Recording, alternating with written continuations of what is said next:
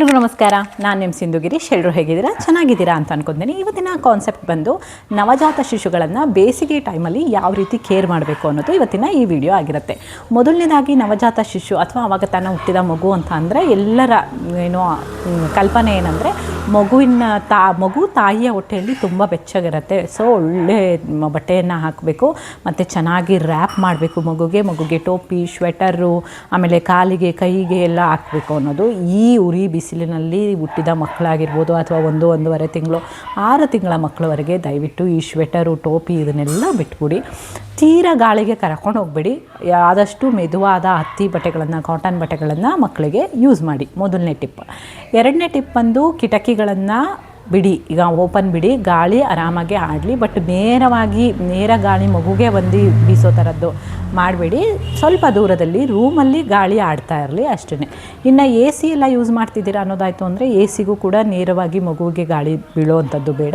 26ರಿಂದ 27 ಡಿಗ್ರಿಯಲ್ಲಿ ಇಡಿ. ಮಗುವನ್ನು ತಂಪಾಗಿಡ್ಲಿಕ್ಕೆ ಎಷ್ಟು ಬೇಕೋ ಅಷ್ಟೇ, ತೀರಾ ಕೂಲೆಲ್ಲ ಮಾಡೋಕ್ಕೆ ಹೋಗಬೇಡಿ. ಡೈಪರ್ ಎಷ್ಟು ಸಾಧ್ಯನೋ ಅಷ್ಟು ಯೂಸ್ ಮಾಡಬೇಡಿ. ಬೇಸಿಗೆಯಲ್ಲಿ ತುಂಬಾ ಇರಿಟೇಷನ್ ಆಗುತ್ತೆ ಮಗುಗೆ ಮತ್ತು ರ್ಯಾಷಸ್ ಎಲ್ಲ ಆಗುವಂತಹ ಚಾನ್ಸಸ್ ಇರುತ್ತೆ. ಡೈಪರ್ನ ಬೇಸಿಗೆಯಲ್ಲಿ ಯೂಸ್ ಮಾಡಬೇಡಿ. ಡೈಪರ್ ಫ್ರೀ ಟೈಮ್ನ ಕೊಡಿ ಮಗುಗೆ. ಇನ್ನು ಹೊರಗಡೆ ಎಲ್ಲ ಕರ್ಕೊಂಡು ಹೋಗ್ಬಿಡಿ. ನೇರವಾದ ಬಿಸಿಲಿಗಂತೂ ಮಗುನ ಬಿಡಲೇಬೇಡಿ.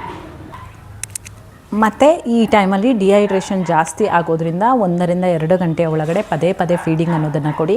ತಾಯಿ ಆದವರಿಗೆ ಈ ಬೇಸಿಗೆಯಲ್ಲಿ ಕೂಡ ನೀವು ನೀರು ಕೊಡ್ದೇ, ಮಜ್ಜಿಗೆ ಕೊಡ್ದೇ ಇಡಬೇಡಿ. ಎಳ್ನೀರು, ಮಜ್ಜಿಗೆ, ನೀರು ಇದೆಲ್ಲದನ್ನು ಕೊಡಿ. ತಾಯಿಗೆ ಯಥೇಚ್ಛವಾಗಿ ಹಾಲು ಬರಬೇಕು ಅಂದರೆ ನೀವು ಎಷ್ಟು ಸಾಧ್ಯನೋ ಅಷ್ಟು ನೀರನ್ನು ಕೊಟ್ಟರೆ ಈ ಬೇಸಿಗೆಯಲ್ಲಿ ಚೆನ್ನಾಗಿ ಹಾಲು ಬರುತ್ತೆ. ಚೆನ್ನಾಗಿ ಹಾಲು ಬಂದರೆ ಮಗು ಕೂಡ ಆರೋಗ್ಯವಾಗಿ ಇರುತ್ತೆ. ಇನ್ನು ನೆಕ್ಸ್ಟ್ ಬಂದು ಮಗುವಿಗೆ ಸ್ನಾನ. ದಿನಕ್ಕೆ 1 ಸಲ ಬೆಚ್ಚಗಿನ ನೀರಲ್ಲಿ ಸ್ನಾನ ಮಾಡಿಸಿ. ತೀರಾ ತಣ್ಣಗಿರೋ ನೀರಲ್ಲಿ ಮಾಡ್ಸೋಕೆ ಹೋಗಬೇಡಿ. ತಣ್ಣಗಿರೋದು ಬೇಡ, ತೀರಾ ಬಿಸಿ ಇರೋದು ಬೇಡ. ಬೆಚ್ಚಗಿನ ನೀರಲ್ಲಿ ಸ್ನಾನ ಮಾಡಿಸಿ. ಇನ್ನು ಎಣ್ಣೆನೂ ಅಷ್ಟೇ, ಎಷ್ಟು ಸಾಧ್ಯನೋ ಅಷ್ಟು ಲೈಟಾಗಿ ಅಪ್ಲೈ ಮಾಡಿ. ತುಂಬ ಹೊತ್ತು ಮೈ ಮೇಲೆ ಎಣ್ಣೆ ಇರೋದಕ್ಕೆ ಬಿಡಬೇಡಿ. ಜಾಸ್ತಿ ಹೊತ್ತು ಬಿಟ್ಟಾಗ ಸ್ಕಿನ್ ಎಲ್ಲ ಏನಾಗ್ತಾ ಇರುತ್ತೆ, ಇರಿಟೇಷನ್ ಆಗುವಂತಹ ಚಾನ್ಸಸ್ ಇರುತ್ತೆ. ಸೊ ಹಾಗಾಗಿ ಜಾಸ್ತಿ ಹೊತ್ತು ಎಣ್ಣೆ ಹಚ್ಚಿ ಬಿಡಬೇಡಿ.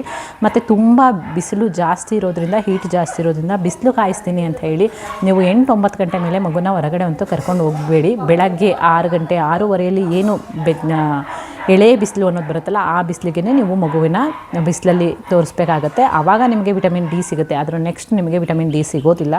ಸೊ ಎಳೆ ಮಗು ಆಗಿರೋದ್ರಿಂದ ನೋಡಿ ಬಿಸಿಲನ್ನು ತೋರಿಸಿ. ಸ್ನಾನದ ಟೈಮಲ್ಲಿ ಸೋಪನ್ನು ಯಥೇಚ್ಛವಾಗಿ ಹಚ್ಚಬೇಡಿ. ಒಂದಿನ ಬಿಟ್ಟು ಒಂದಿನ ಹಚ್ಚಿ. ಎಣ್ಣೆ ಹಚ್ಚಿದ್ದೀರಾ ಅಂದರೆ ಸೋಪನ್ನು ಯೂಸ್ ಮಾಡಿ. ಎಣ್ಣೆ ಹಚ್ಚಿಲ್ಲ ಅನ್ನೋದಾಯಿತು ಅಂದರೆ ಜಸ್ಟ್ ಹಾಗೇ ವಾಶ್ ಮಾಡಿ ತಗೊಬನ್ನಿ ಮಗುನ.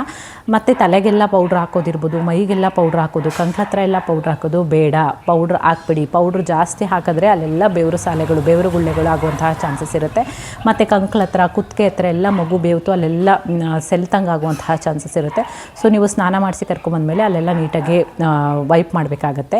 ಮತ್ತು ನಿಮಗೆ ಪದೇ ದಿನದಲ್ಲಿ 2ರಿಂದ 3 ಗಂಟೆ ಒಂದು ಸಲ ಅಲ್ಲೆಲ್ಲ ಬೆವರಿತ್ತು ಅನ್ನೋದಾಯಿತು ಅಂದರೆ ನೀಟಾಗಿ ಒಂದು ಬೆಚ್ಚಗೆ ಇರುವಂತಹ ನೀರಲ್ಲಿ ಒಂದು ಬಟ್ಟೆನ ಅದ್ದಿ ನೀಟಾಗಿ ಎಲ್ಲ ಒರೆಸಿ ಅದಾದಮೇಲೆ ನೀವು ಬಟ್ಟೆನ ಚೇಂಜ್ ಮಾಡ್ತಾರೆ. ಒಂದೇ ಬಟ್ಟೆಯಲ್ಲಿ ದಿನ ಪೂರ್ತಿ ಬಿಡೋದಕ್ಕೆ ಹೋಗ್ಬೇಡಿ. ಪದೇ ಡ್ರೆಸ್ ಚೇಂಜ್ ಮಾಡ್ತಾರೆ. ಮತ್ತು ಒಂದೇ ಜಾಗದಲ್ಲಿ ಮಲಗಲಿಕ್ಕೆ ಬಿಡಬೇಡಿ. ಮಲಗಿದೆ ಮಗು ಅಂತ ಹೇಳ್ಬಿಟ್ಟು ಅಲ್ಲೇ ಬಿಟ್ಟರೆ ಸ್ವೆಟ್ ಆಗುವಂತಹ ಚಾನ್ಸಸ್ ಇರುತ್ತೆ. ಆಮೇಲೆ ಪೊಸಿಷನ್ನ ಚೇಂಜ್ ಮಾಡ್ತಾಯಿರಿ.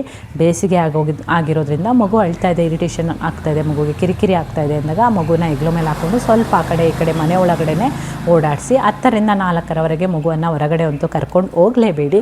ಮಗುಗೆ ನತ್ತಿಗೆ ಎಣ್ಣೆ ಹಾಕಿರಿ. ಯಾವಾಗಲೂ ನೀವು ಜಾಸ್ತಿ ನೀರು ಕುಡೀರಿ. 6 ತಿಂಗಳ ಮೇಲ್ಪಟ್ಟ ಮಕ್ಕಳಿಗೆ ಮಾತ್ರ ನೀರು ಕುಡಿಸ್ಬೇಕು. ತುಂಬ ಬಿಸಿಲಿದೆ, ಮಗು ಅಳ್ತಾ ಇದೆ, ಯೂರಿನೇ ಪಾಸ್ ಮಾಡಿಲ್ಲ ಅಂತ ಹೇಳಿ ನೀರಂತೂ ಕುಡಿಸ್ಲಿಕ್ಕೆ ಹೋಗಬೇಡಿ. ಮಗು ತುಟಿ ಒಣಗಿದೆ, ಅಳ್ತಾ ಇದೆ, ಕಣ್ಣಲ್ಲಿ ನೀರು ಬರ್ತಾ ಇಲ್ಲ, ಆಮೇಲೆ ಆ್ಯಕ್ಟಿವ್ ಆಗಿಲ್ಲ ಮಗು, ತುಂಬ ಡಲ್ ಆಗ್ತಾ ಇದೆ ಅನ್ನೋ ಟೈಮಲ್ಲಿ ನೀವು ಡಾಕ್ಟರ್ನ ಮೀಟ್ ಮಾಡಬೇಕು. ಮನೆಯಲ್ಲಿ ಯಾವುದೇ ರೀತಿಯಾದಂತಹ ಹೋಮ್ ರೆಮಿಡೀಸ್ ಮಾಡೋಕ್ಕೆ ಹೋಗಬೇಡಿ. ಇದಿಷ್ಟು ಇವತ್ತಿನ ಈ ವಿಡಿಯೋ ಆಗಿರುತ್ತೆ. ಮತ್ತೆ ಮುಂದಿನ ವಿಡಿಯೋದಲ್ಲಿ ಸಿಗ್ತೀನಿ. ಅಲ್ಲಿವರೆಗೂ ನಮಸ್ಕಾರ.